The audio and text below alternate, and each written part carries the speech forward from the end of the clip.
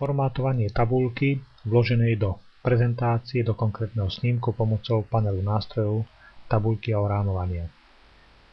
Kliknem do tabuľky, ktorú som predtým vložil pomocou grafického tlačidla alebo hlavnej ponuky, tak aby sa mi zobrazil nový panel nástrojov, tabuľky a orámovania. Ak sa náhodou nezobrazí, môžem ho aktivovať kliknutím pravým tlačítkom myšky do niektorého panelu nástrojov a výberom položky tabuľky a orámovania.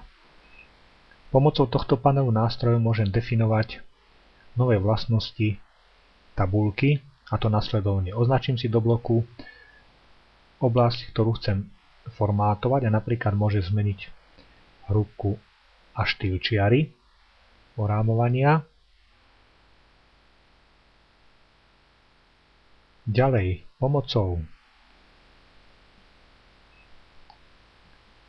gumy môžem niektoré časti vygumovať, čiže niektoré časti tabuľky,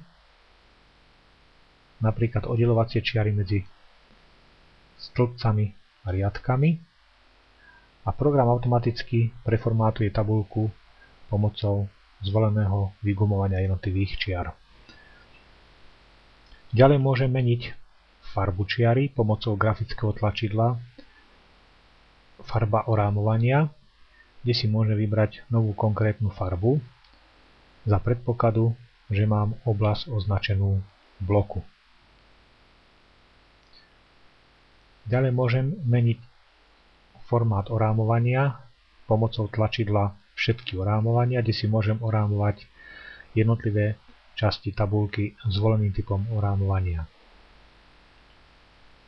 Ďalej môžem použiť farbu výplne, ktorá sa aplikuje na oblasť, ktorá je označená v bloku, alebo na konkrétnu bunku, v ktorej sa momentálne nachádzam.